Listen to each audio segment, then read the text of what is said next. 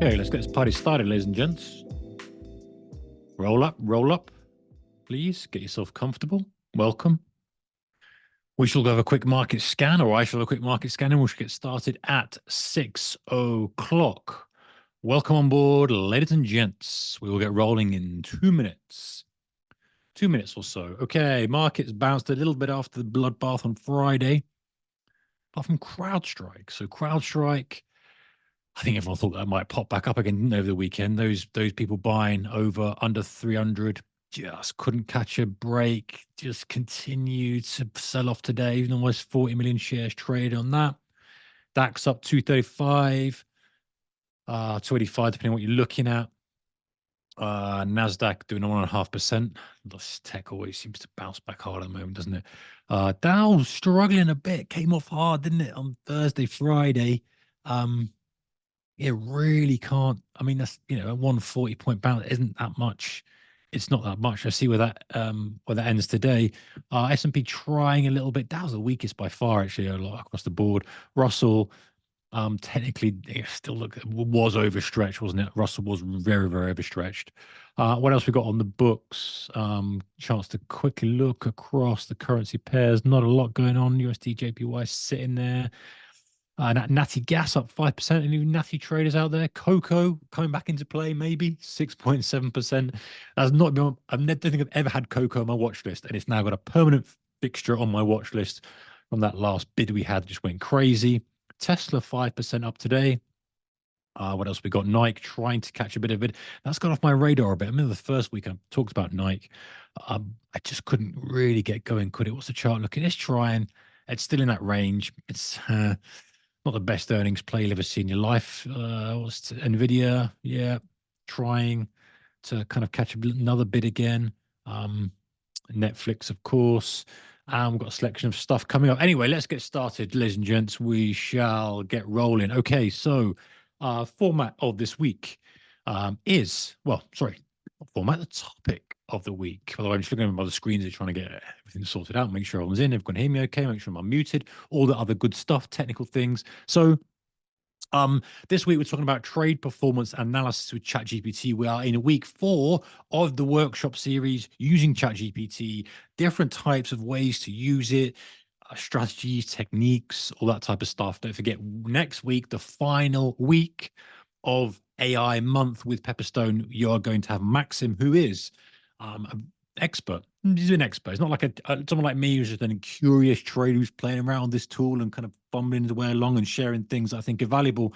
He knows what's going on. So he's going to talk about the future with AI, and it's a real opportunity to kind of ask a question. So if you have a burning technical AI question, want to know what's going on in the future, want to really get a handle on something that an expert might know about, then that's going to be for you. But this week we're going to talk about trade performance and analysis with ChatGPT. So Mark Douglas quote here. I like to do quotes on all of these webinars, workshops, and it's a Mark Douglas. Obviously, he's one of the OGs of trading psychology. Talking about keeping a detailed trading journal, very important.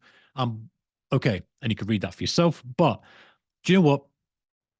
ChatGPT's changed the game when it comes to journaling, because before you use a spreadsheet, maybe use a Google Sheet, Excel sheet, maybe use one of the tools, many tools out there, and you kind of get some details and get all the data you want. But you almost needed to try to have to kind of understand what that meant to work out what actually to do operationally. So if you were seeing you had a high win rate, you were losing more than winners, or you had all these different metrics, maybe your maximum adverse excursion. We'll talk about stuff like this later on. But you had these data points. You didn't really know what to do. You kind of had this and said, well, I need to improve my win rate. I'd like to improve my win rate. I'd like to improve kind of my risk order ratio on my trades. I'd like to be able to hold. How? Right. But the thing is now, and that journaling tool couldn't do that for you, right? It was just a statistical tool most of the time. But now ChatGPT, we can ask the questions on how we're going to help do that, how we're going to move forward. So we'll get to that in a moment. Okay. First of all, of course, ladies and gents, trading is risky. Double-edged sword of leverage is that very nice when it goes your way, but can get nasty pretty quickly. So please understand that. I know that you probably do, but if you don't, then please just make sure you understand the product you're trading, a spread bet, CFD, whatever, before you trade it. trading and understanding the risk is one thing, and it's not working for a trade losing or whatever it might be. If you understand it, that's fine. Big boy and girl, big boy or girl, or maybe and or. But if you don't understand the risk and you get involved with it, then it doesn't sit well with me. That so please just make sure you understand the risks when you are trading. Of course, all this stuff is here. It's not advice. I'm not an expert. I'm not here to tell you how to do something. I'm just a simple trader who's really interested in this type of stuff. And I've dug around and I'm kind of like a mad scientist experimenting with different things. And over these past few weeks, and this is the kind of penultimate week, really try to collect things I think are valuable to you and share those with you. So that's where I'm coming from with it. I don't claim to know everything about this at all. And also ChatGPT is one tool. You've got others out there, Claude, Gemini, Grok, what have you. Assume it's wrong. We had some examples last week, and there's always every time I do this is an example where it just does something stupid. And the joke one at the beginning of the workshop series was play rock paper scissors, and it went rock your go. So it's not that clever sometimes. Double check everything you do with ChatGPT, please. It's new, it breaks, and it just can't. You can't trust it. I'm sure Maxim will say that, and there's something you could ask him next week. Check and verify. I'm not an expert. Okay, so what I will do is as we roll through this, we will. If you want to use the Q&A, you're very welcome to. If it's a question I can quickly attack during the presentation, I will do. If it's something that I think will wait to the end, then I'll probably leave it to the end. I normally leave it to the end anyway, because if you know me, I like to get into a bit of a flow. I get it kind of, really up to speed with this type of stuff, and I really kind of, I really like this topic. And I've been trading for a couple of decades now. It's all I've ever done. Like I love trading. I love the markets. It's something I devote a lot of my life to. So, I'm passionate about talking about trading. So, by the way, I don't claim to have all the answers at all.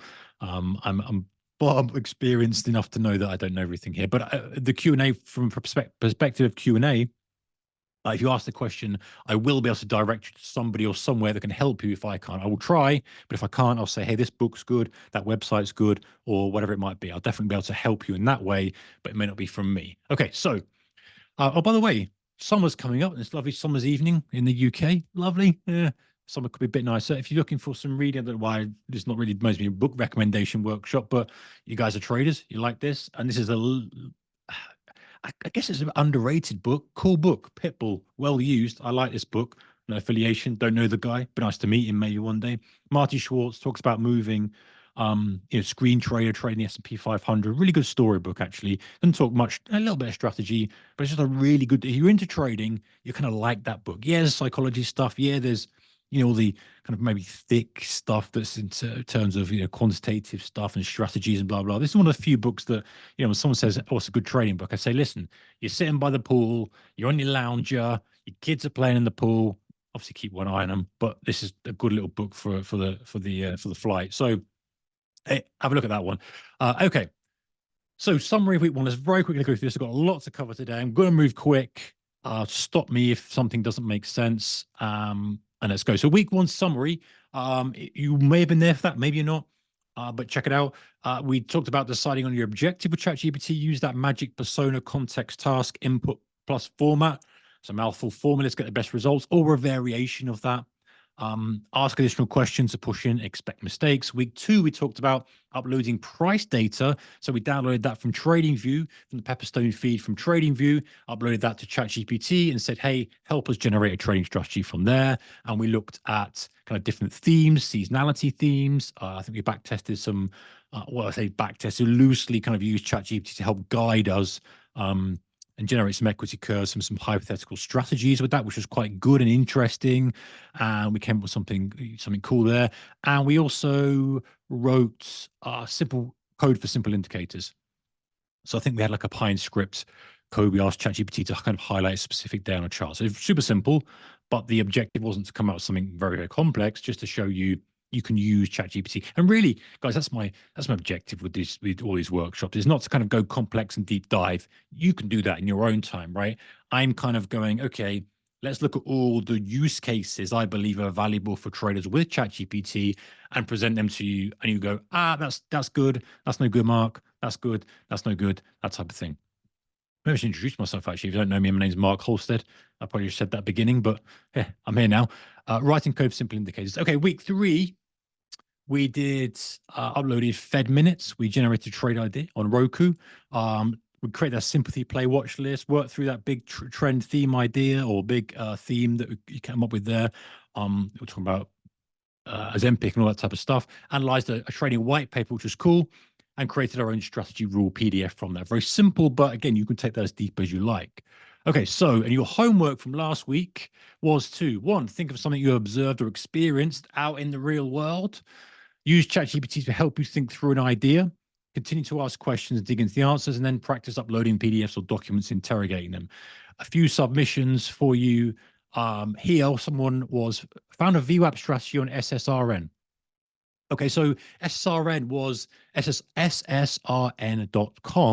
was the website with a lot of different white papers. And last week we searched through and picked out one that was like a price action strategy, asked ChatGPT to summarize it and come up with some trading rules. And it did that. It was basically an opening range breakout on a 5-minute chart and gave different exit criteria to scale out the trade. Pretty cool, considering you got it from nothing and it was just a website where someone had a 120-page white paper. So someone else on here has done that with a VWAP strategy. That's cool. That's interesting. You have to let me know how they got on with that. Another trader here said nicotine pouches, ZYN, Philip Morris. Okay. So yeah, so there's these nicotine pouches out there, right? And they seem to be exploding in a trend. And I guess you were kind of trying to work out, who owned that, which countries were. And again, the objective was something you observe in the real world. So that's something perhaps you've observed and you said, right, is there a growth market there? Yes. Where's it growing? Here. Who owns the rights to this? The distributors, the manufacturers, etc. That's exactly how you do it. You work through an idea. Now, I mean, you may not be an investor, but maybe then you go, hey, if I'm going to trade off Philip Morris earnings, that's just something I'm going to look for is the growth of that product. And that's the kind of thing we talked about when we were going through some of the ideas last time. And someone else said his sleep trend. It'd be interesting to know what you found from that. Anything else, check it in the chat, get to it in a moment.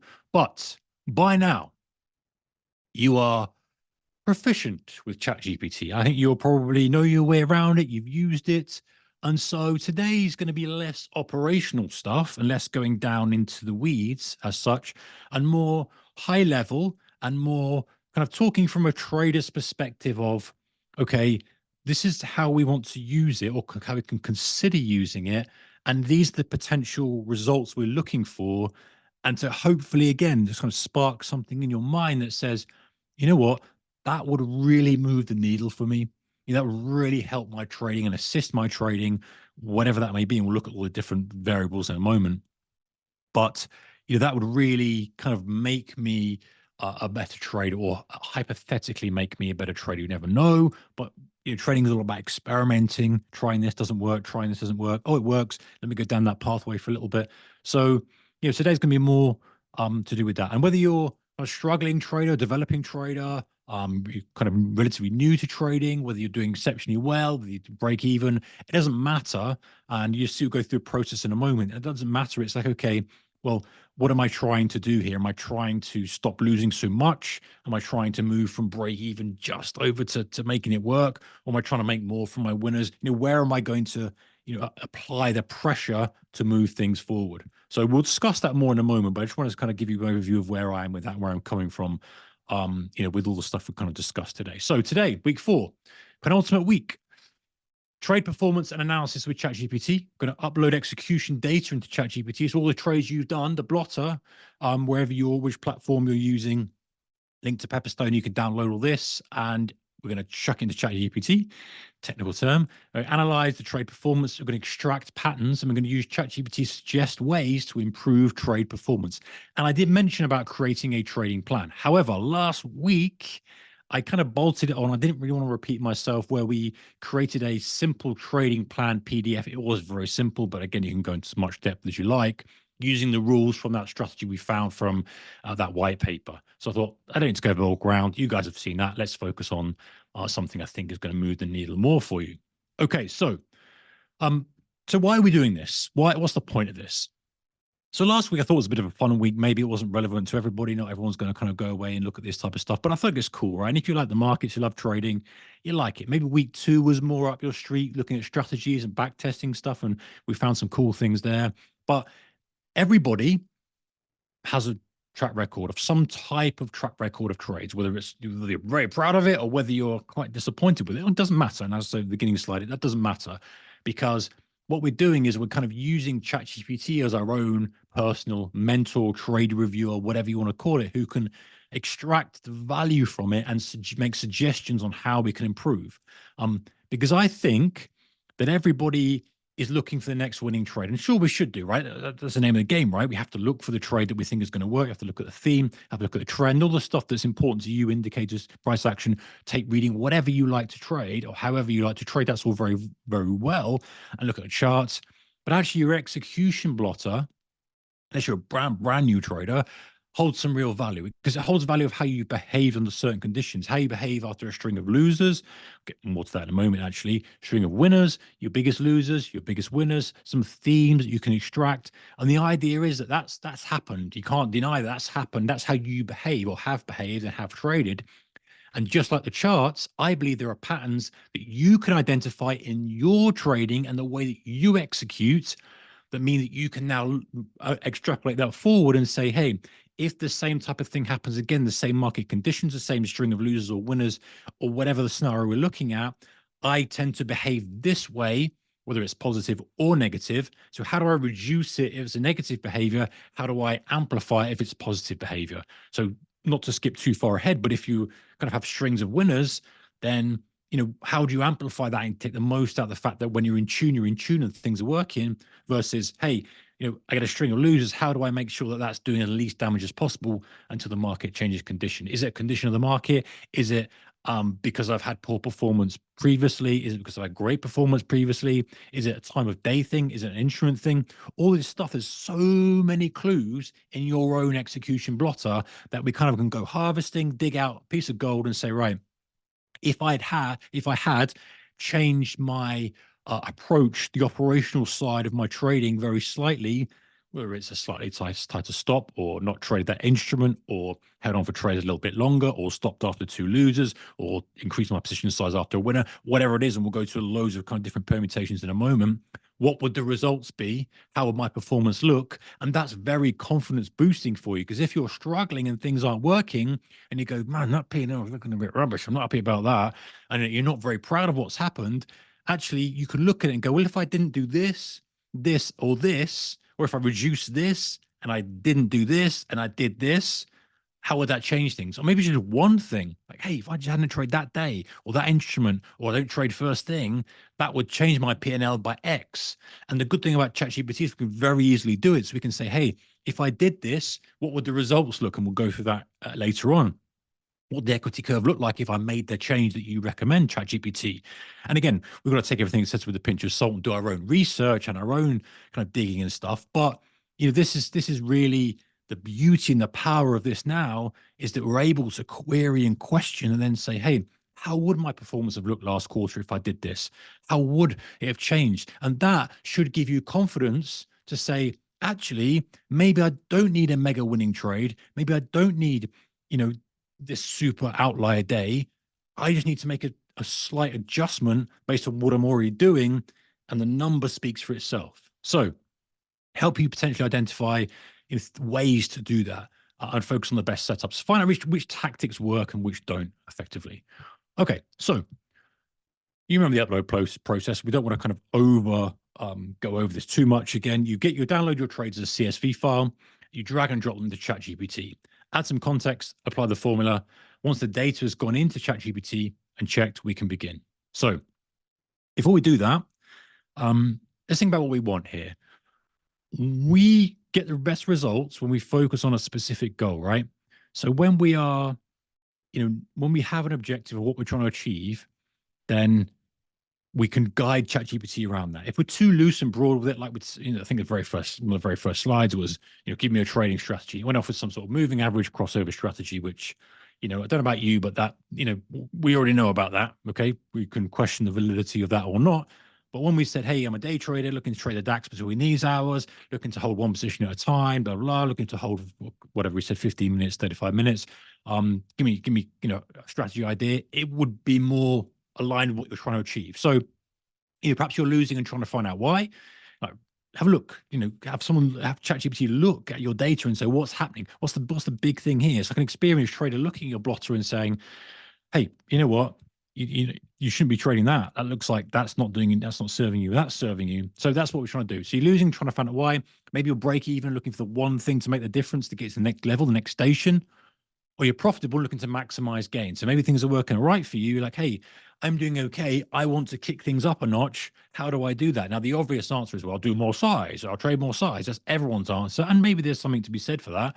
Obviously, understanding the risk that comes with trading more size. But sometimes it's operational. And what I mean by that is maybe you just identify what you're very, very good at and do more of it. And you don't know what you're very, very good at unless you can analyze your blotter, analyze your P&L, analyze your performance. And before, that take ages, right? You stick into Excel, stick into Google Sheets, you have to learn formulas. Man, no one had time to do all that. Very few people have time to do that. You're busy, you're doing other stuff, you're trying to find the next trade, it slips by you. And so now you've kind of got this perfect tool that will help you do this. Okay, so let's brainstorm different ways we could utilize ChatGPT and this data. So I'm going to go into this much more depth than the last few slides to really help you go away and think about ways you can use this. And again, going back to the first week, I'm using the pro version or premium version of ChatGPT, ChatGPT 4.0. Some people have said that the free version behaves differently. I can't comment on that. Don't think it's very expensive. It's like $20 or something. I think it's worthwhile trying out, but it's a decision for you, obviously. But I just wanted to say that everything I'm doing from here is with that premium version. So if you're using the free version, you might get different results. Anyway, ideas. So stop positioning. Could you adjust your stop into different places? Target identification. And by the way, stop positioning, I mean, okay, this is something we will actually focus on in a bit. Are you your stop too wide generally? Are you kind of a little bit nervous about your trade, or are you using a stop that's too tight? That's, to be honest, if I'm honest, that's the main problem I think traders have with stops is they push it too tight. Some people use a stop that's too wide, but most of the time we have this fallacy. And we've all done it, right? I've done it in my early years, guys, and this is the name of the game. You think that you can control risk better by using a tight stop, or use a tight stop on that. And actually, even though I believe that some strategies like a momentum ignition type setup do require a tight stop, right? They should go. The whole thesis of the trade is that it's momentum ignition now. Here's that ignition bar. Here's my stop. Then fine, that makes sense, right? But a lot of the times, it just takes a little bit of time. We're a little bit eager. We tend to be like that in traders anyway, a little bit eager to pull the trigger. Sometimes we need it to kind of round or sort itself out, one more little dip below. And especially now the markets where the algos are move stuff about, so sometimes stop positioning is very challenging. And for a lot of traders, I think it's too tight. But anyway, we'll dig into that, something you could do and improve. Target identification. Are you going to trade A to B? Like in the certain conditions, I'm just looking for here to here, support to resistance. I'm done. I'm out. Mean reversion back to mean. I'm done. You're leaving stuff on the table by not holding trades. Is it the other way around? You're holding trades that really never go to your final targets, and you're kind of having to give stuff back and then getting stopped out on a trailer when you're trying to trade a trend day type day when it's actually a rotational day. Is that the way you're trading? The sequence of winners and losers, really good example for you. A couple of slides time of this one. Kind of, you might know this already, but you might feel this already. You're like, Mark, that makes sense. And very often I do feel that. And what I mean by that is, do you have a spell of losers that just gets worse and worse and worse? Or do you have a couple of losers at the opening print or the opening bell if you're a day trader and it gets worse and worse and worse? Okay, well, maybe you think that, but we're going to identify that. Same with winners. Like if you're in tune with the market and things are working well, and you just seem to like get everything perfectly, you feel like you're a trading god. That's dangerous, but you feel good. You want to really, capitalize on that. Early tilt warnings and streaks, similar to number 3, a drawdown prediction. So, is there a kind of time where very often you're kind of drawing down? Is it after a big run up? So you've had a good run up on your equity curve. You feel good. You change the way you think about the markets. Your confidence has maybe gone from confident to cocky, overconfidence, and that encourages you to take bigger risk, bigger positions, etc. Can we see that from your blotter? Can we predict when you kind of get ramped up and really push things up? Trade duration, looking at that, MAE, MFE with maximum adverse excursion, maximum favorable excursion. We'll look at that in a bit. And I think that we did last week and that as well. Top winners, worst losers, any kind of common themes and threads from that we can take away. And we can ask ChatGPT too, right? So these are brainstormed ideas that we've come up with ourselves, but we can certainly ask ChatGPT and say, hey, list 20 ways I could use this CSV. I've already imported the CSV, by the way, a CSV trade data to improve my trading. So certainly here are 20 ways you can use this CSV trade data to improve your trading. Analyze trade performance. Okay. Identify successful strategies. All right. Review trade timing. Okay. Market conditions, position sizing, drawdown monitoring, analyze entry and exit points, performance by symbol, fine. If you trade multiple instruments, that might be a very simple way of saying, hey, what's my most profitable pair? What's my least profitable pair if you're a Forex trader? Review stop loss and take profits levels. We've covered that one. Track trade duration. That makes sense. Compare long versus short. You know what? Some people actually have a real kind of affinity for trading one direction or another. And it's interesting because I think a lot of traders go, I love shorts because shorts, they seem to work very quickly. If you look on Friday, the market just went through the floor and the Dow was just rolling right off. Those early kind of downdrafts seem much, much stronger than the kind of upticks, right? Stairs up, elevated down is the old adage. So, do you have that kind of bearing one way or the other? They may not think so, but actually looking at the performance, you can do that. Analyzing win rate, risk reward analysis, trade frequency. Does news impact it? And actually, one of the cool things we look at in a moment is layering in market data. And again, a really high level overview here, but layering in market data on top of your trading to judge whether the volatility, the conditions actually affect your performance. That's really useful because some trading journals do have that to a certain extent, but a lot of them don't. These tools, and obviously, if you're using Excel, very difficult to replicate that type of thing. So this is a really interesting thing. I think that's one of the things you're going to like the most. Trade size relative to account size. Yeah. Monitor performance over time. Review trade journals. Backtest strategies. All right. So let's get rolling. We upload the CSV just like we did with the open, high, low, close data, and we run a check. Okay. So I have said here you're a head trader at a trading firm. You've been tasked with identifying areas for other traders to improve.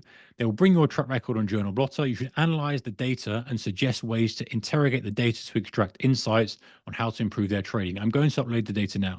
CSV file comes in. So this is an execution blotter of trades in via a CSV file. And I kind of want to check first. So tell me how much data you have. It says I've got 523 entries and I've got these columns. Okay. So now I'm okay, right, fine. You understand what it is. And I've guided it with that formula and said, hey, this is the persona I want you to act as if. This is the outcome I'm trying to achieve, just so we're on the same page, ChatGPT, right? All right, bro, we're on the same page here. We're not trying to go off on a tangent. This is what I'm trying to achieve. Let's just start small. And by the way, something I've actually learned while I've been experimenting over the months and weeks before doing this is that, very often, there's this balance, right? Just like there is in trading and in a way. Okay. If you go too fine, ChatGPT will kind of take things so literally and you end up kind of almost not using its intelligence, if you like. It's artificial intelligence, right? That's what it's called, AI. If you're really, really specific, it will do exactly what you say. And that's fine if you have a very specific task you want to ask it. However, if you're trying to do something, you have a broad idea of what you want to do, but you kind of want some suggestions, then be a little bit loose with it. So not so loose because just give me a trading strategy. I think the first week was a great example, right? Give me a trading strategy. It's going to give you everything. So narrow it down, but don't say I want an opening range breakout strategy on the DAX because it's going to give you an opening range breakout strategy on the DAX. Say I want a short-term strategy on the DAX, like a day trade between the open and midday, whatever it is. Give me some suggestions and it will come through and you can use its brain. Is that the right terminology? You have to ask Maxim next week. Brain, the computing power to really give you some ideas and suggestions. Otherwise, you kind of miss them. So there is a definite sweet spot between too loose and too tight with ChatGPT, depending on what you're trying to achieve. But I think for traders, give it a little bit of flexibility, let it come up with ideas and workshop some ideas with ChatGPT, but give it some barriers as well and some guardrails to work within. So it's got the data in now, CSV file of the data. And based on this data, here are some steps to analyze and suggest improvements. Okay. Trade performance analysis. So calculate the overall P&L for each trader, identify the most profitable and least profitable trades, analyze the average P&L per trade. Well, some of that's valid, some of that's not. This is one trader's P&L put in. There's not multiple traders here. So it's missed the first part. identify the most profitable and least profitable trades. Yes, we can do that. It'd be interesting. Analyze the average P&L per trade. This is all relatively easy stuff, but okay. And again, the other thing with ChatGPT, I think, is you guide it along. So keep it reasonably tight and, like I said, that middle ground, and then guide it where you want it to go as you kind of get new information and as you explore new ideas. And this is kind of what we're doing here. We're saying, hey, you tell me, ChatGPT, what should I be looking at? Because it's something I might have completely missed. I've got ideas that were brainstormed before in that earlier slide, but actually, maybe you come up with something cool. Maybe you come up with something interesting. So risk management, very important, of course. Assess the maximum drawdown in percentage in dollar terms, evaluate the consistency of drawdown across trades, compare drawdown periods to the times of trade closures to assess if positions were closed at optimal times, blah, blah, blah. Trade timing and duration, don't need to read all of this. Position sizing, there's a bit of a fallacy there we'll get to in a moment. Position sizing, market conditions, that would be handy. Entry and exit strategies. Would you like me to proceed with any specific analysis or provide more detailed insights to any of these aspects? And I say, okay, can you just, I'm going to double check that everything is as it should be and it's the right data, because last time I told you if you upload open, high, low, close data, then you want to make sure the time frame is correct. And what I will do is I'll get a random piece of data and double check it with my trading view and my data source. So I'm doing this a little bit now. Can you tell me how much profit was made on a specific day? So I'm asking for a specific day, and that helps me back test or check, cross check, should I say, on the actual blotter. Cumulative P&L. Can you plot me an equity curve? This is where it gets a bit crazy, right? So I'm doing my checks here, making sure it understands the data. I said, okay, can you plot me an equity curve? And it says, it appears there's an error. And I kind of force stopped it. And I said, can you plot me an equity curve again? I'm encountering issues, and it tries to push me to a CSV. But sometimes when ChatGPT makes an error, it kind of tries a different angle and says, do this, or go out and do it yourself, and here's how you do it, right? That's its favorite thing. I can't do it, but let me tell you how to do it and where to do it. That's not really what you want. So I said, I tried to force it. Try again. I want to see it here as an image. I want to see that equity curve, right? And that's what it did. It showed me this is not the equity curve. This showed me a random, we'll see the real equity curve in a moment. This showed me a random equity curve, right? It just showed me, just made something up. And we know this is not an equity curve. So this is where it can go wrong. And I always like to include these because it's funny, because you can't trust it. You have to take everything with a pinch of salt. Here's the equity curve showing the cumulative P&L over time. If you need, it's obviously not anything to do with the equity curve. Looks like it's the ocean. Anyway, so ChatGPT messed up a little bit there. So I said, can you identify my 10 best trades, please? And, it messed up again. It said here, listen, here are the steps to identify. And remember I said when it can't do something, it will tell you, hey, these are the steps. And actually, I want you to tell me. And it came up and said, here are the 10 trades. How funny is this, right? Here are the top 10 trades based on their P&L. Trade with the highest profit, number one. Second, yeah, no, you know what, Sherlock. So anyway, I wanted to show me the table. I was trying to force it to do something, and it couldn't do it. Okay, just couldn't do it.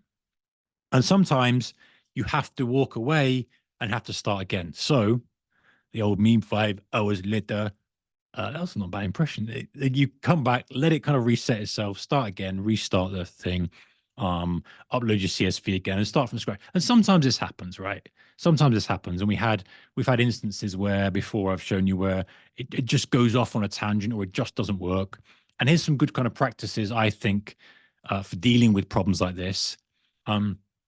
When you're not getting the output you want, ask more questions. So I kind of try to push it and say, hey, no, but I actually want to see the equity curve. Show me. I want to see the top 10. Show me.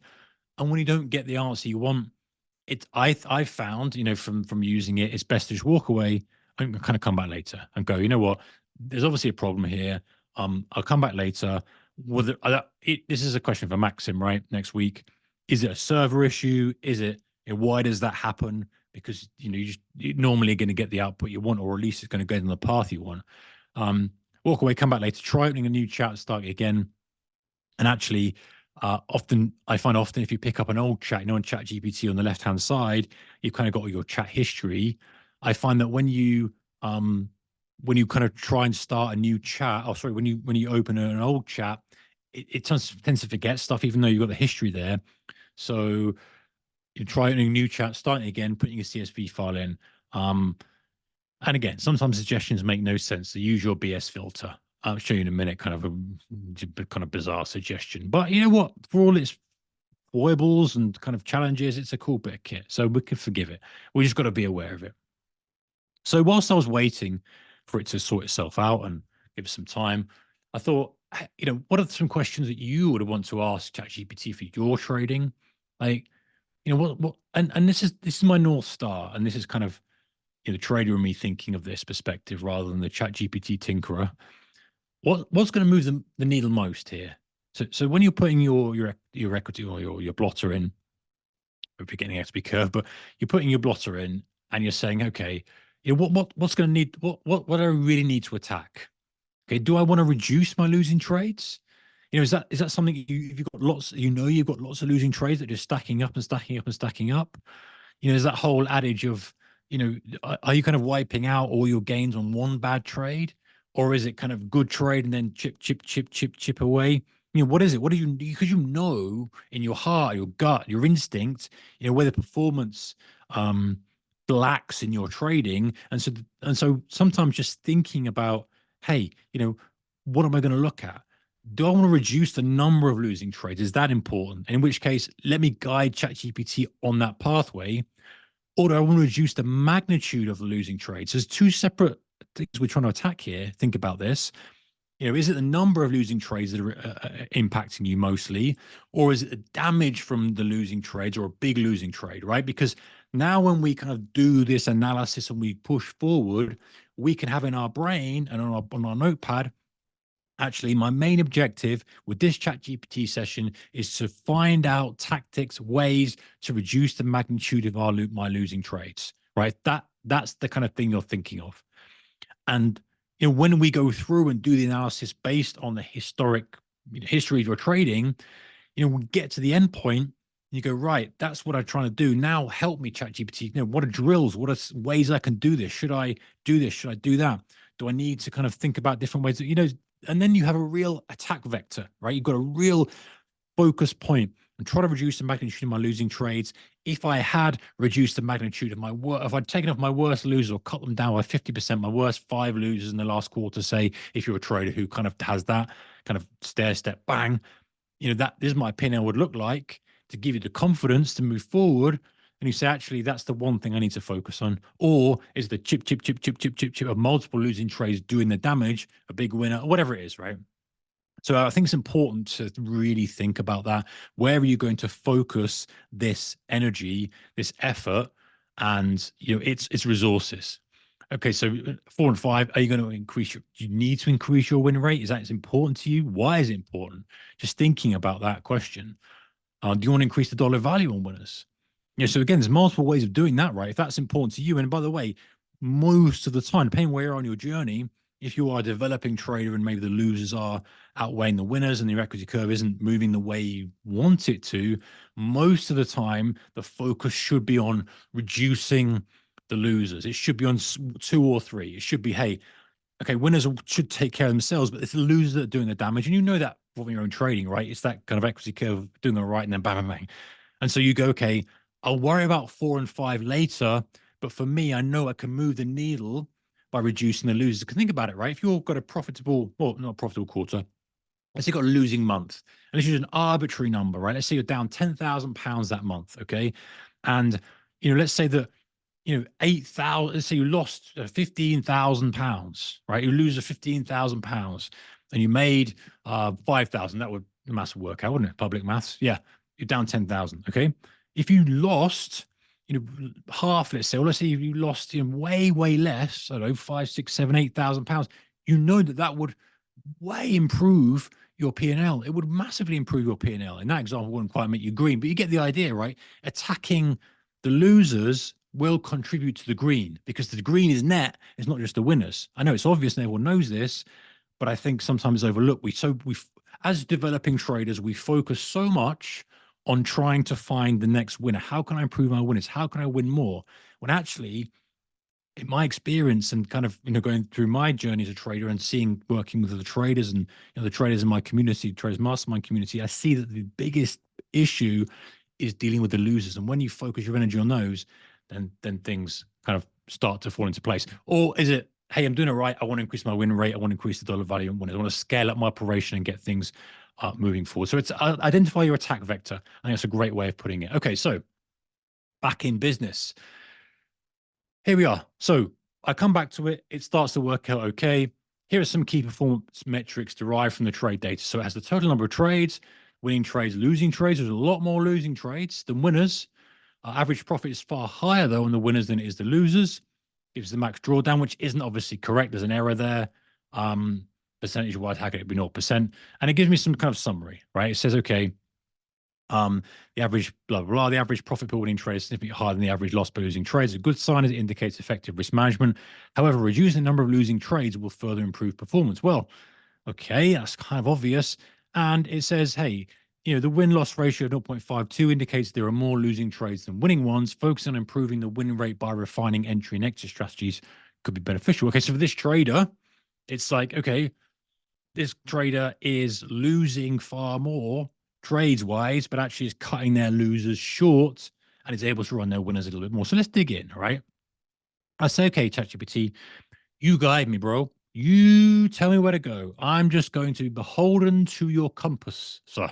You point the direction, and I shall go where you want me to travel. So I did this, and it went off on a wild ride. It went off all over the shop. So I've collected what I think are the best bits and highlighted the value. So some stuff, obviously, ChatGPT just comes up. It's like, I'm not just going to waste your time with a slide. It just says, well, I want to include the stuff that I think is valuable. Okay.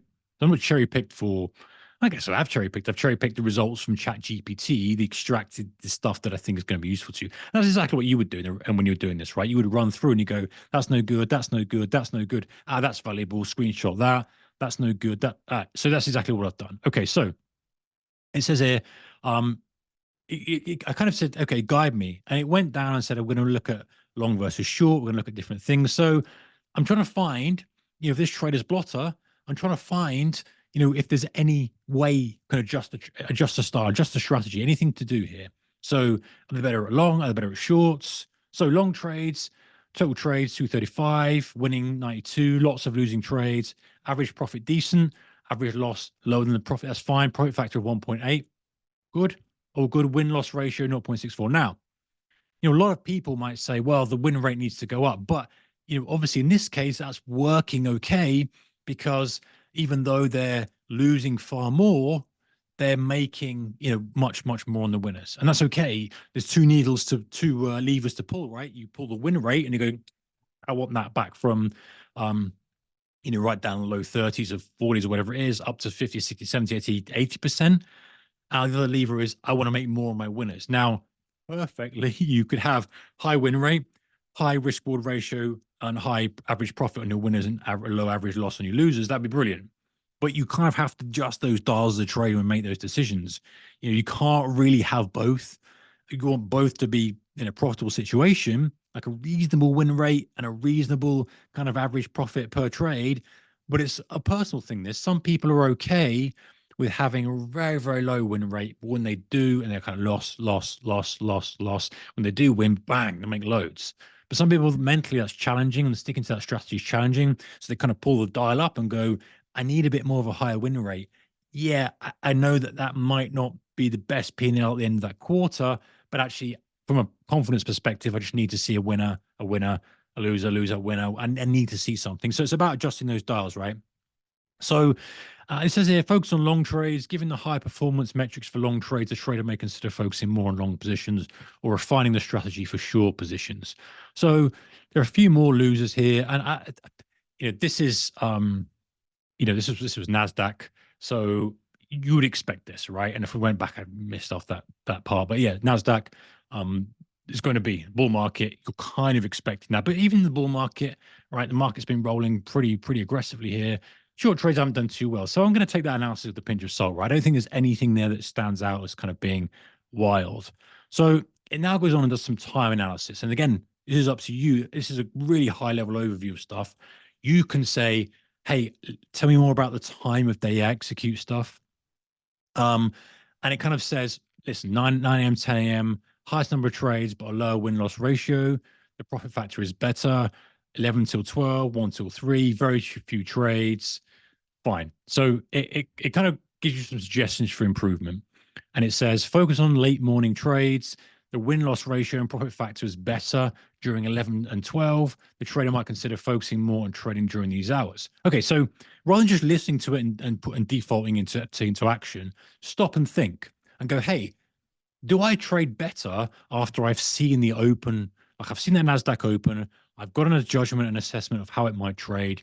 I'm going to position based on the price action I've seen at the open. If that's you, then maybe seeing it in black and white here makes you go, okay, I'm not bad at the open.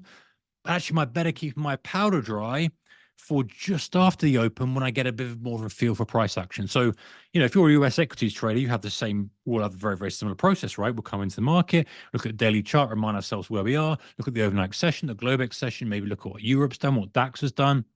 Look at the news, look at the headline risk for the day, all the same type of stuff. The levels from the prior day, expectations, gap position, all that type of stuff, right? Bread and butter things that you will be doing as a kind of high or an active intraday US index trader. Okay. But, maybe doing stuff like this highlights that actually your eagerness to jump in at the open might not be serving you. Now, in this example, right, it's okay. It says here, yeah, they're okay.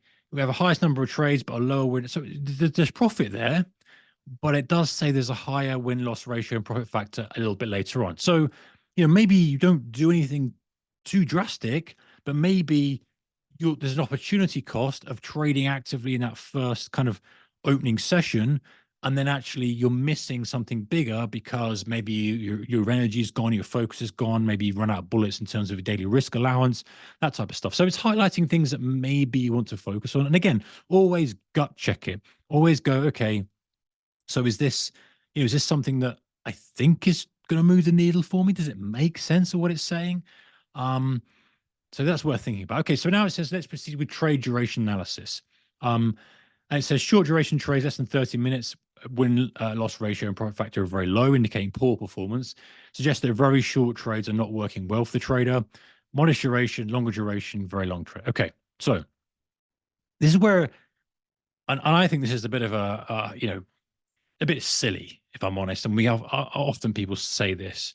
And what I mean by this is, okay, it says avoid very short trades. The performance of trades lasting less than 30 minutes is significantly poor. The trader should avoid such duration trades. I call BS on that. Why? And other people say this as well. Why? Because, as a good trader, your job is, if the trade is not working, to get the hell out of it. You don't want to hold that trade. You shouldn't be holding trades for a long period of time. So, of course, your short duration trades are going to have the worst performance because they're going to be the losers, right? Those are the ones that you take that momentum ignition trade, it doesn't work out, you go pull it, close the trade. It's going to be a losing trade, right? So, the majority of the losers probably, again, depending on your strategy, your style, I appreciate that, but they're probably going to be clustered into that very short trade duration, less than 30 minutes, right? And so this is kind of a moot point in terms of results, right? In terms of analysis, because you should be, as a trader, managing risk, not all the time. Yeah, I get that. Trading's not black and white. But most of the time, if you're an intraday trader, then you should be capping that risk and pulling that trade off if it's not working. So this advice of, should avoid short duration trades. Now, if you stripped out, maybe just did with your profitable trades, but again, you might be tightening the stop. So I'd be very careful with this analysis. I'm very careful with kind of that blanket view of you shouldn't hold trades longer and looking at data. Yeah, winning trades, if the trades are working, your objective of a trader is to get into the trade. You've done the research, you've done the analysis, you've taken on the risk, you've placed a trade. When it's working, let the market pay you for being right. Stay with the trade. You've done the hard work, sit back and let the trend develop. If it's a trend, if it's A to B trade, fine, you take the trade off. But that's the kind of where you hold the trade and you sit on your hands. If the trade is kind of going against you and stops you out, of course you want to get out, right? Anyway, off on a rant. Let's go back to the job in hand, ladies and gents. Can we layer in market data to help? We sure can. And this is where it gets interesting. Again, 36,000 foot of view, up to you to go and dig yourself and really get the value from this. So just like before, I went to Pepperstone TradingView. TradingView, opened a Pepperstone NASDAQ 100 chart, and I said, hey, if I uploaded open, high, low, close data for the NASDAQ, are you able to cross-reference the trade performance with market conditions? And it said, yes, please go ahead. And I thought, this is interesting. I like this. So I uploaded it and said, there you go. And it went on its own path because it knew from the beginning what I was trying to do. And so it merged the data. And the idea here is, let me just take a step back here and back up for a moment. The idea here is to try to identify, and we went to look at the trade performance. We found a few things, nothing major there. Maybe we need to kind of focus on a little bit later in the day, or that trader needs to focus a little bit later on the day, that type of thing. And by the way, in a moment, we'll find a really good gem. But now I go, okay, so let's look at the market conditions. The conditions affect the performance of the trader, because that's key. And that's key because you might trade very well on trend days, or you might hate trend days. You might trade very, very well on down days. You might hate down days. You get the point. So let's see in real terms what that does. So we put it in. It says I'm going to merge the data, or the performance data with the open, high, low, close data. And we're going to do market condition analysis, and it's going to do some stuff. And it goes, okay, fine. And it says, right, I've successfully merged the open, high, low, close data based on the open and closed dates. So this is good. This will allow us to analyze the trades in the context of market conditions. Now, got to make sure your time frames are right and the timestamps are correct here. So if you're on UTC, make sure on UTC there. If you're not, make sure you label it so it knows. It should know, but that's where things can mess up quite easily. And it's going to go through steps now. It says market trend analysis, volatility analysis, key levels analysis, and a visualization. So I like that. It sounds good to me, right? I can maybe extract some data that says this trader's pretty good in a bear market, or pretty good in a kind of volatile conditions. Let's see. So let's see what happens. So maybe I can look and see what happens on up versus down days. And again, I've kind of taken a few steps out here and just kind of shown you things I think are valuable. And it's kind of come up with this. And it's to listen, in a bearish market trend, open and close. So I guess I guess the easiest way of doing it, you can ask ChatGPT what it means by bearish market trend. But I'm going to assume that it's a red day.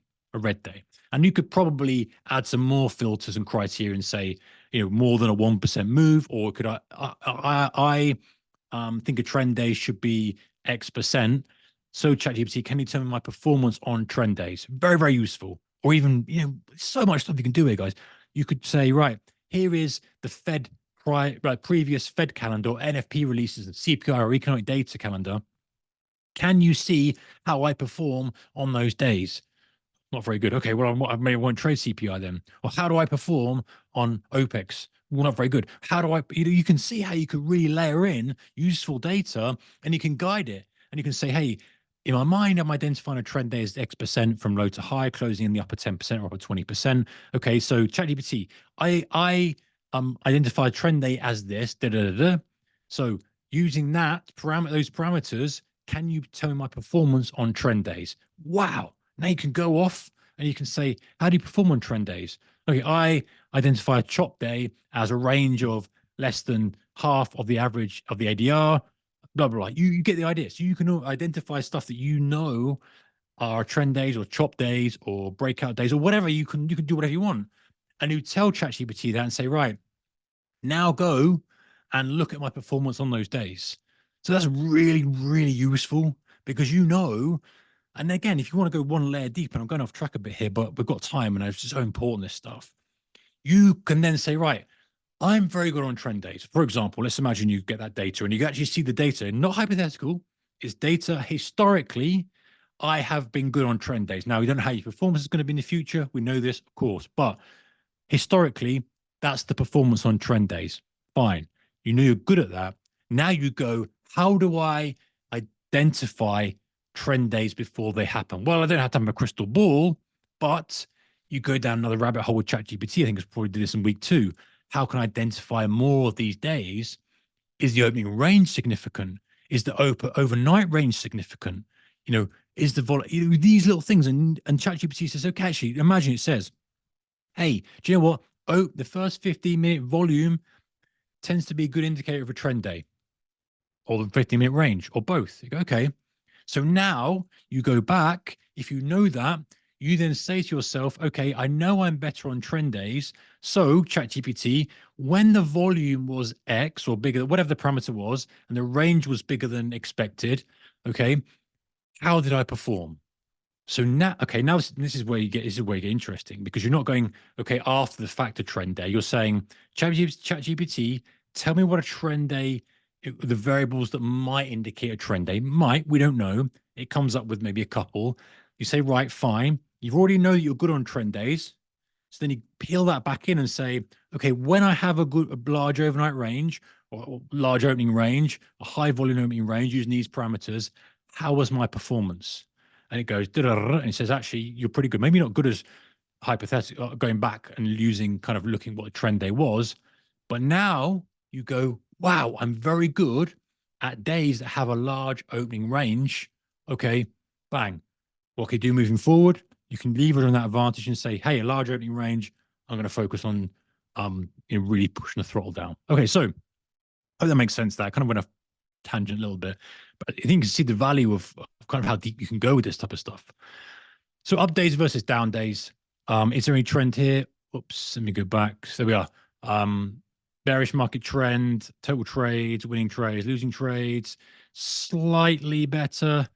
It's 50-50, right? That's okay. There's nothing really to look at that. What about volatility metrics? So I kind of said, okay, what about volatility? And it comes out and it says low volatility, and I'd probably ask it what it means by that. How does it measure that? But just for this kind of slide, it says, yeah, low volatility is here, medium volatility is here, 329 trades, average profit, average loss, high volatility, average profit, average loss. So it turns out that actually high vol isn't really that great. This trade doesn't do what that. Still profitable, fine, but its performance drops off a bit. So, is there something to say for being a little bit cautious on those days, just in case? And you might want to dig more into it and say, perhaps there's some outlier days that have made up for that performance. You just don't know. Okay, so their week analysis, really good. Many traders struggle on Mondays, Fridays. That's like this trade is pretty neutral throughout, reasonably even number of trades, reasonably similar throughout. But that's normally something that you can really identify in your own trading, like how, Monday's so eager to get into the market. And honestly, sometimes it's just a nemesis of traders, but you don't know that. I mean, that's probably pretty easy to look at in your blotter, but it's very, very easy once it's in ChatGPT. Just ask these questions, okay? And we're really limited by our imagination, okay? And why I say this is just think about the next, and why I've kind of interjected these slides in is, it's all very well having a powerful tool, but knowing how to deploy it is the key. Think about the next step for your trading. What's that? And one thing I like to think about is what's that one big domino? I can't remember where I got this saying from, but it just resonated with me so well. So there's one big domino, right? And there's one thing that you can fix in your trading, that if that was fixed, other things would fall down to and fall into place. If we go back a few more slides, it's, if you can just limit those big losers, it's that massive loser you have, or that drawdown day. Okay, I know that if I can avoid that, then everything else falls into place. My P&L looks way better. I'm going to be much more confident running winners, blah, blah, blah. So that's your one big domino. Maybe you're doing okay, and actually to get to the next level, the one big domino to get to the next level is just to hold those damn trades more and size up on those trades. You just don't know that. So identify that domino, right? And what happens for that? What happens, or what needs to happen, should I say, for that to fall? Brainstorm ideas around that. So ChatGPT is useful and valuable and is powerful. Don't get me wrong, but you still need to use the brain. And I'm still a believer that the most powerful trader is the one who can combine the power of these tools. Whatever tool you use, whether you ChatGPT, whether you use some sort of charting tool, some scanning tool, all the tools, the technology that's just improving over time with the human intuition. That's where I really think the needle moves. Okay, so what happens? What needs to happen for that to fall? And then brainstorming ideas around that, and use ChatGPT to brainstorm those ideas, and upload the data and look for clues. That's really the name of the game. Okay, so where are we? Okay, we've got time to run through this. Any questions, don't hesitate to stick them in, guys. I will do my very best. But let's go with some more analysis until we get to the kind of some juicy stuff. So run through this reasonably quickly. uploaded some swing forex data now. So swing trader trades forex pair, different forex pairs, total trades, total profit and loss, average profit loss per trade, average blah blah blah. Okay, fine. I'm looking to improve my trading performance. You're my data analyst tasked with suggesting ways to improve this trading performance using the execution blotter as a guide. Okay, so I go through all the double checking first. I don't waste your time with this. What we want to check the data is valid. We want to check it's got the right data. It's got all the data we're expecting, all that type of stuff. Okay, so I'm going to have a different tangent now because we've done some stuff before. This is going to be interesting. So I basically said, okay, I want to do some streak analysis because I think that streaks in trading can be used to your advantage. And what I mean by this is very often we have losing streaks that last longer than they really should. And very often we have winning streaks that last longer than, or longer than they should. I'd like a winning streak to last forever, thank you very much. But we have winning streaks that we can take advantage of, let's say. And unlike if you were a roulette table or whatever, where the wheel has no memory, or if you're playing cards or you're tossing a coin, it has no memory, right? Gambler's fallacy, if it has memory, it has no memory. But trading kind of does because we're humans and we do have memory. And so and you know this, if you just had a losing trade, you remember that. You know you've had a losing trade last time. If you had 3 losing trades, you remember that. And there's so much more pressure on that 4th trade to be a winner, right? It's human nature. And by the way, as you get more experience and more screen time, that does dissipate. But we're human beings, right? So we do have memory, and so sometimes analyzing streaks can give us insight into how our thinking is changing during that streak. So, for example, if you're having a losing streak, the chance of the next trade being a loser can be quite high, and this is how you can use ChatGPT for this. And flip side, if you're having winning streaks, you can leverage on that. And this is what we're going to look at in a moment. So I've asked it to do some kind of streak analysis. And it said, okay, winning streaks, maximum length 30 trades, 17 streaks.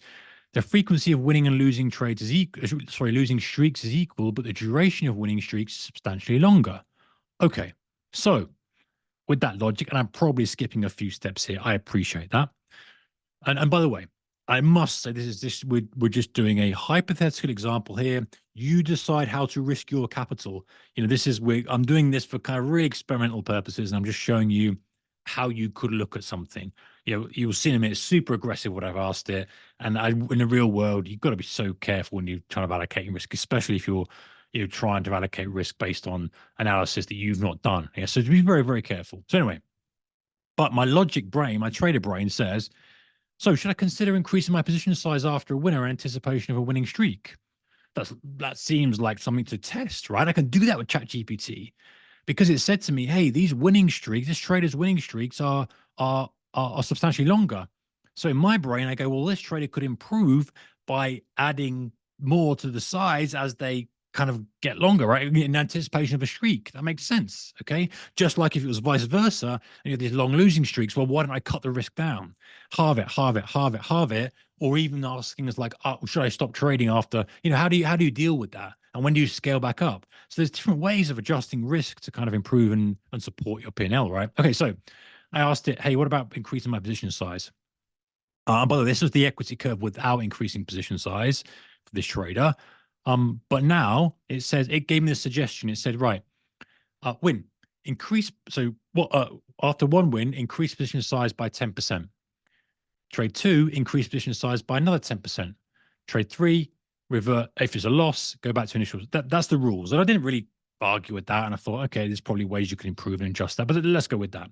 And look how the difference the equity curve is. And again, hypothetical. Whoops, banging the microphone. You've got a big boom probably in your headphones there, your speakers. Apologies. And I've even got fireworks on my screen. If anyone's watching the video, I don't know why it's doing that. But you can see, and by the way, this is, hypothetical stuff. This is what's happened in the past with this trader's blotter. You've got to be careful, but you can see how you can start to think to yourself how you could go down the equity. So equity curve is here. You're just under that 100K. Now, if you did this position and you started increasing it, you're making much more. Now, these are really heavy drawdowns, and you probably want to analyze what's happening there. But you see how it's improved the equity curve, right, with this new increased strategy. And again, and if it's the other way around your equity curve, and if you were trying to, how could you reduce your losing position? So, your Would you reduce your position size after a loser to take advantage, but to really help those streaks play in your favor? So if you tend to have losing streaks, I want to reduce my position size. But this trader, the winning streaks working for them, so increase, increase, increase. Okay, and then I just for again, this is not recommendation at all. But I said, okay, what if I've doubled the position size instead of just 10%? So ChatGPT recommended increasing by 10%. I was like, what if you doubled it? And there you go. It's gone from the same, whatever that was, 200, what was it? 275K up to 1 and a bit million. Now, that's a heavy drawdown, etc., etc. It's an example. I get it. But the key thing here is this, is that we're looking at data that's happened, trades that have happened, and interrogating and testing.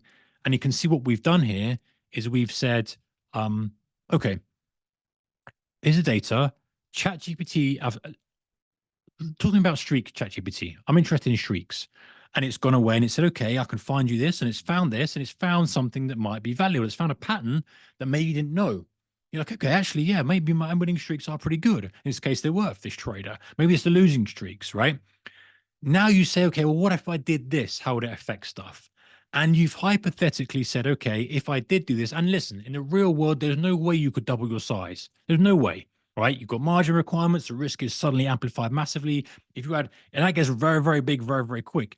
You had you in £10 a point, you went to 20, you went to 40, you went to 80, you went to 160, 326. It gets very, very big, very, very quickly. It's not something you would want to deploy in the real world. Absolutely not. However, you can see difference between the two. Something in between might be the way you do it. I have a 10% increase, a 10% decrease. I'll use risk to, although the position sizing to my advantage, and be a little bit more dynamic with my position sizing based on my performance metrics. And that's kind of what we're doing here. So, like I say, it's all hypothetical and based on hindsight. You've got to be careful of this. And I've done it to illustrate the point. I don't want someone going away going, I'm going to double my risk on every trade because I saw it. No. That's not the objective. Objective is to find those themes and threads of patterns and then saying, how can I use those and, do better in my trading, or at least not, decrease my losing, increase my winning. That's what we're trying to do here. Identify a potential needle mover. And maybe you have streaks of winners and losers regularly, right? And that tends to come from if you're in tune with conditions or not, or something's upset the apple cart in your mind and your thinking, and you kind of go through and go, oh, you know what? I'm coming in a little bit despondent. I've had a couple of losing days. I'm not feeling so good. Even though market, sorry, like a roulette wheel, or if you looked at some sort of gambling fallacy, has no memory, we do. So we can leverage on that.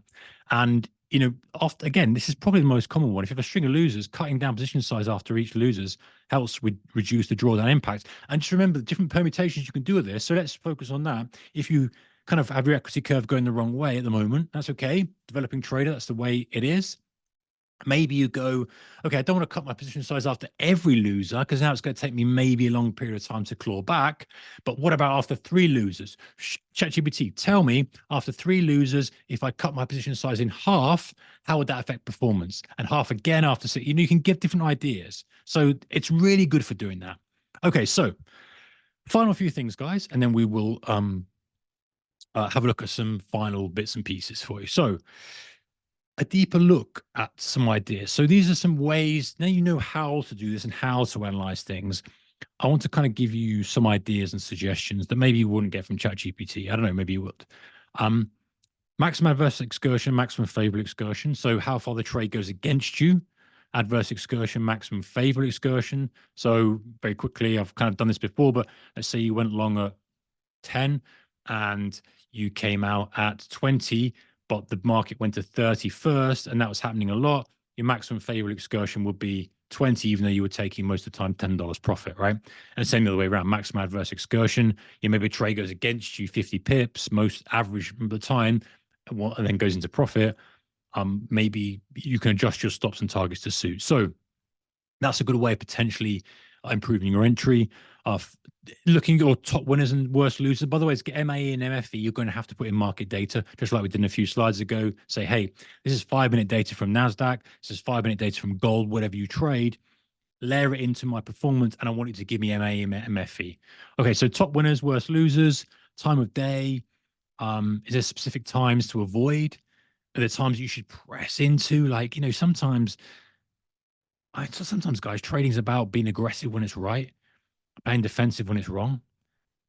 If you listen to any of the kind of um, Market Wizards series or any of the interviews with those type of guys, very often, these blowout years where they're really pressed hard onto like great ideas, and knowing that might not be that you grade your trades A plus A, etc. You could do, that's one theme, obviously, but maybe you're just very, very good at the open, or very, very good at the close, or not very good at the open. Just like that, trader in the first example with the Nasdaq day trading, the open was okay, but maybe there's opportunity costs, getting involved in that versus waiting for another hour. A day of week, any pattern there? Are you good on Mondays, bad on Mondays, good on NFP days, etc.? CPI, is that helping you or is it hindering you? You don't know sometimes unless you dig in a little bit more. So I think this is quite interesting. Position of entry relative to key levels. So VWAP, open, prior day's low, current low, high. This is worth looking at, honestly. I think this is the angle of attack. For many traders, they get involved in trades that they shouldn't be getting involved in. And you probably got your hand up now going, yeah, Mark, it's me. I sometimes get, and that's life, right? We get involved in trades we shouldn't have no business taking. But sometimes we can identify a filter to help avoid those. Now, sometimes it's a volatility filter, right? If the volatility trading range of the day is low, the volume is low, the opening range was low, that's fine. But sometimes it's also where we take the trade. So if you're taking what you believe has been a momentum ignition type trade and it's right at the opening print, then you're like, maybe that's not the right trade, especially if it's kind of done up and down already, or it's right by the VWAP.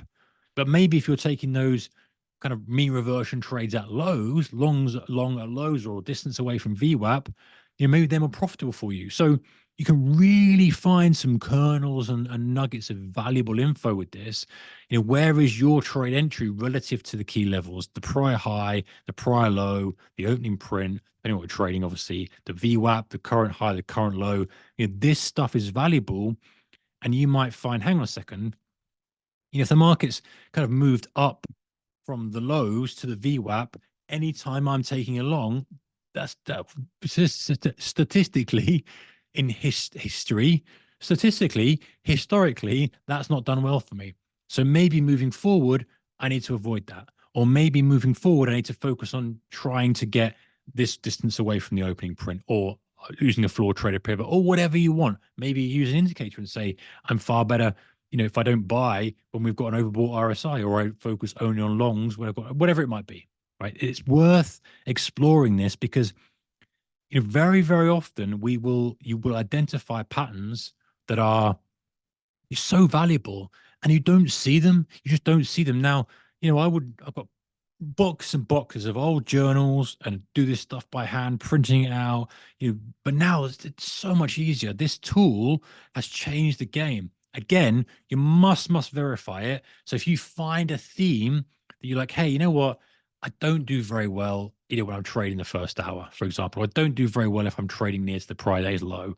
Okay, we'll verify that. Go and look at your own data, look at your own charts, and look for yourself to verify, because we know ChatGPT makes mistakes, number one, so we need to verify that for ourselves. But number two, I think when we look at it with our own eyes and we see it on a chart and we see it actually as we would take it, because we're very familiar with charts, because we used to be sitting there all day looking at things, mate. So I think doing that helps you kind of reinforce what you see and helps you understand ways to improve the trading. Okay, other ideas, other ways to look at things. Overnight hold testing. And what I mean by this is you may be a day trader, but maybe you're missing out holding just that overnight session. Now, if you're trading, a US index, Pepperstone offer that all throughout the evening. So if you're trading Dow, that's going to be trading throughout the evening. So, being able to protect that position with a stop is still valid, right? As opposed to over the weekend when you kind of lose the risk, or as opposed to some shares, which you can't trade overnight. Actually, although Pepperstone do offer a selection of shares that you can trade over the evening, but you get the point, right? But sometimes we fear this as day traders, But actually, if you're on a great trade, you're on long, it closes at highs, you might say, well, hang on a second. If I'd held these until the next day, you'd have to layer in market data for this as well. How would my performance adjust and change? And very often you're pleasantly surprised and you go, you know what? I might have applied my flag in the ground as a day trader and I go home flat and I want to sleep well at night. But maybe you go, actually, I can hold a small clip. I can peel some off and hold a little piece overnight because actually historically that's what the data suggests would work well for me. So it's just identifying these little things. Um, Key predictors of daily performance, like a first trader's loser. This might sound silly, but you might chuckle and go, Mark, you know what? That's right. If the first trade of the day is a loser, I'm talking about day traders here, maybe swing traders might be different, or maybe you come into a new month and it's the same type of thing. Um, we have memory, right? And if that first trade is a loser, very often we can feel like we're digging ourselves out of a bloody hole. And you're like, oh God, I read first thing off the bat. I took that trade. I shouldn't have taken it. I'm down now. I've got to come out of that hole just to get back to zero. That can impact the day. And very often that can ruin a day because you've got a sense of urgency. You've got the sense of trying to come back. Well, maybe it works the other way for you. Maybe being you're back against the wall, you perform very, very well. So, what happens is you go, okay, well, actually, often my first trade is a loser. I've got a 90% chance of the day being a loser, for example. Then you need to make sure that first trade is not a loser. Or if it is a loser, you need to be very, very careful about trading for the rest of the day, right? Because statistically, your brain is not in the right frame of mind to carry on trading. And there's so many permutations of that. Two losers in a row very quickly. First trade's a loser in the first hour. There's different ways you can analyze this. And the beautiful thing now is you can just ask the question in simple language and go, ChatGPT, just tell me this. Go back and verify it yourself. You now got this valuable data where you go, hey, if I hadn't traded the rest of the day when my first trade was a loser, the last quarter, I'd be up instead of down. Wow. How confidence boosting is that? That's the one thing now to focus on. God damn it, if I just don't trade that day after I have a loser and I try and reduce that first loser and just wait for that first hour, all of a sudden there's a couple of very easy things to do. You sit and wait for the first hour, and if the first trader's loser, you step away and you go, hey, if I'd have done that, historically, how would have last quarter looked? Well, God damn it, it would have been green. Wow. Okay, well, maybe that's something to focus on for the next quarter because there's a very low hanging fruit. And again, you don't know how you're going to perform in the next quarter. Market conditions change, regime changes, humans change, etc. But you can see how valuable that is. It's something you might not have seen. It was staring you in the face, but until now, you didn't have the tool to extract that gold, so to speak, and now it's there. So, other thing could be when to deploy a circuit breaker, right? So, if I'd stopped trading after I was down a couple of £1,000 instead of stopping trading, when it's 5,000, would that be better? Or maybe $100 for you, whatever. It doesn't matter the order of magnitude, but is there something in history that says actually I need to walk away when I'm down $500 or £500 a day? That's too much. After that, very, very rarely do I recover. And you can look back and go, hey, when I'm down 500, I'm normally down 1,000. So what's the point giving away the extra 500? Let me stop for the day at 500. You get the idea. Trade cluster analysis. So this is important, I think. Very often as active traders, as swing traders as well, to be fair, we often make several shots or bullets at the same trade idea. So if the market's at a low and you go, I think it's going to pop back up, or you're trying to trade that break, you take it, you get stopped, you take it, you get stopped. Sometimes you're trebling, quadrupling your risk on a trade idea, but actually you probably need two bullets at it. I take it, I get stopped. I take it again, get stopped, done. New sequence, please. I'm not interested in trying to trade this break or this bounce. I'm obviously got this wrong. And very often as traders, we push and push and push, and then we're pot committed. You've taken 4 or 5 shots at it. You're down 4R, and you think, God, man, I need to keep pushing this because I don't want to be now lose and miss out on the trade that's going to break at one time I don't take it. Be careful with that. That's a trap to fall into. And just take time to think, right? You're on here listening to this or watching this or recording, whatever.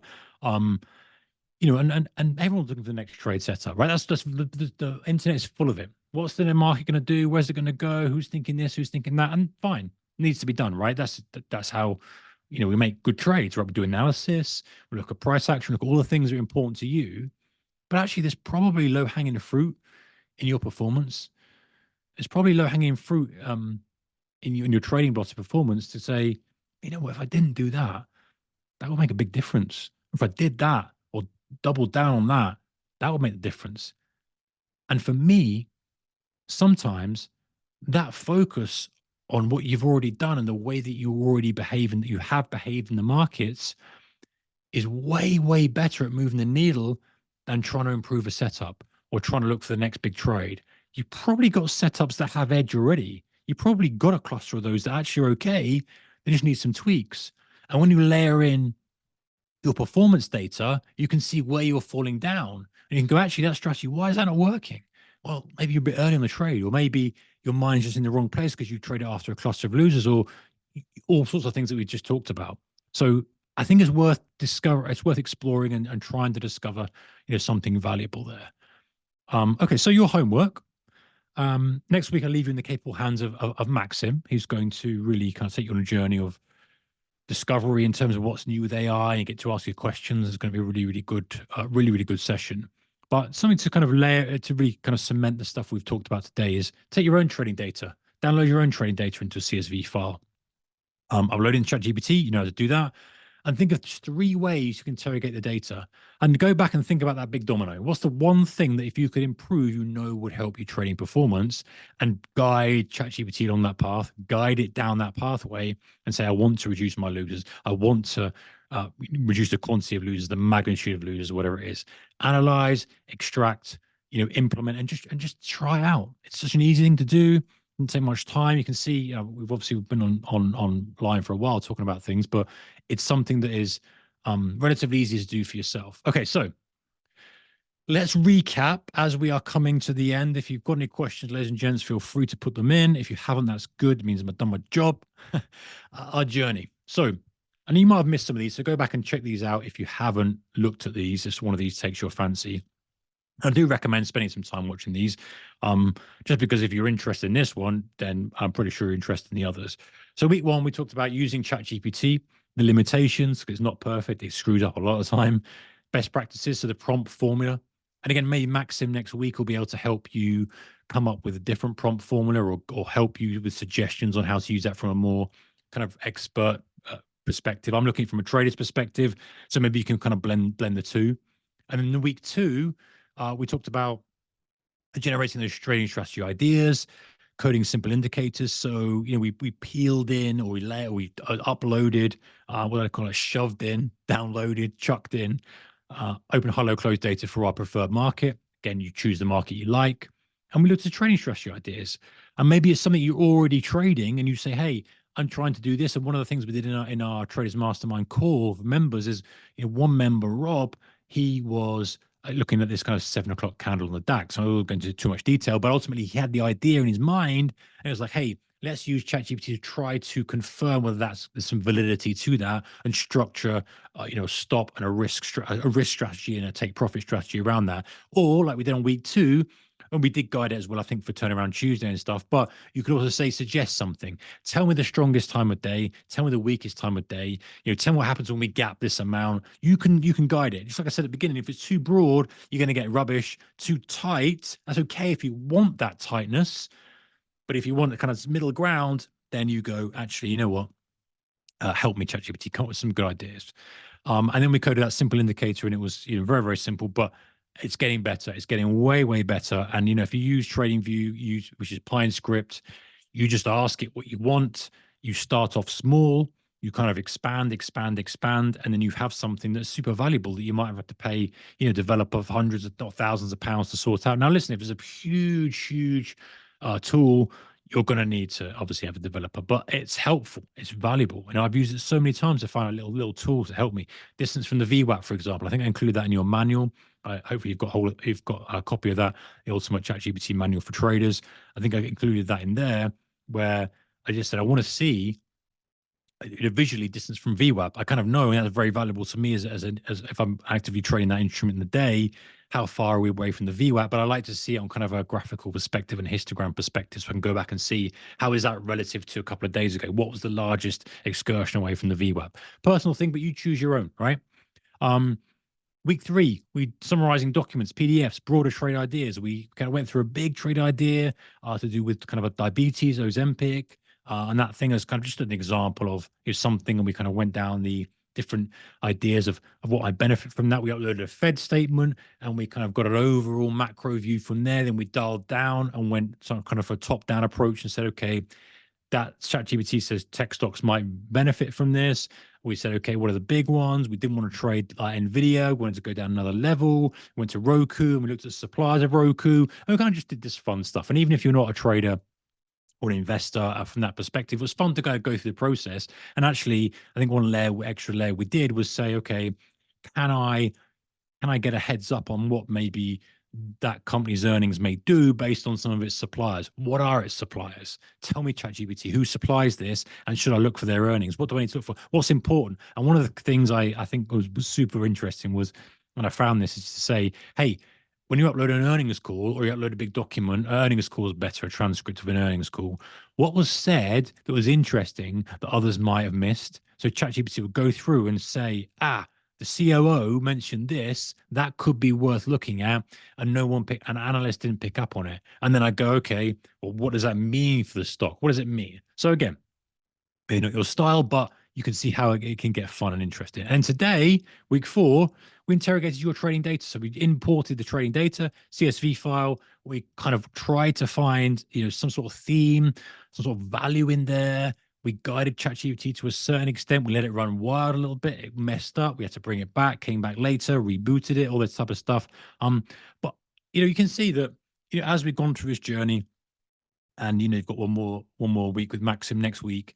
I've tried to kind of identify areas that I think are going to be valuable to you, because I know you're an active trader. I know you take trading seriously. You wouldn't be watching this. You wouldn't be on here if you didn't, right? There are plenty of people who go, yeah, and they're not here, but you are, right? Or you're watching the recording. So it's important to you, especially if you've got to the end. So what I've tried to do is say, this I think is valuable. This is how I do it. You can adjust it for your own gain or own benefit. This is something that's valuable. I'm bringing everything that I think is going to be useful. Now, this tool is only going to get better, right? It's only going to improve. And all these things that I've kind of shared and ideas, and some things are going to work and some things aren't that good, and there's mistakes and la la. The beautiful thing about this is, or the important thing I think, is to use the tool. Just keep using the tool, get used to it, because there's going to be a big leap, right? We're on ChatGPT 4.0 now, and it's powerful, right? All this stuff we've done, I think, is cool, really interesting. And I'm in it every day, testing, trying, doing stuff. And it's so, so valuable. But there's going to be a big leap. And the beautiful thing is, if you are used to the tool, if you understand how to get the most of it, by sort of speaking to Maxim next week, or looking at week 1 and kind of combining this stuff and seeing how ideas of how to use it for your strategy development, how to use it for journaling improvement, all that type of stuff. When we do have the big breakthroughs, you're going to be there ready, man. You're going to be on the ball, understanding how to get the best from it, how to extract the best, how to constrict it, how constrain it, how to let it go wide, how to reset. You're not going to get frustrated. Like everyone else, the mob, the crowd, the rest of the traders are going to be like, oh, it doesn't work. How do I use this? Give me the crystal ball. Show me they're going to be doing that. But the beautiful thing is that you learn this stuff now, and it's such a useful technology. And I love tech as well, but it's so useful for us as traders. It's actually something that we can really, really, really benefit from now. And even who knows what's going to be like in the future? Who knows? So well worth digging into, guys. Well worth digging into. So yeah, week 5, next week, the AI era, what lies ahead. Your chance to ask questions, Maxim. He's a renowned AI advisor to the UN. And I just do want to remind you, of course, ladies and gents, that no advice here. ChatGPT messes up. I don't know. I'm not an expert here at all. And obviously trading, very, very risky. And don't take anything ChatGPT said as gospel. You have to double check stuff. I know you know this. I know you understand it, but I have to say it. I have to say it, because I just don't want someone going, oh, ChatGPT told me to do this and I did this and I lost lots of money because didn't. Don't do that.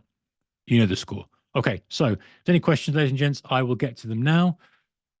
If there's not, then I feel like I've done an okay job, and I shall see you. Well, I won't be here next week for you, but Maxim will be here, and he'll be guiding you and guiding you through. Chris says, where can we get the PDF? Chris, Pepperstone should have sent it to you already.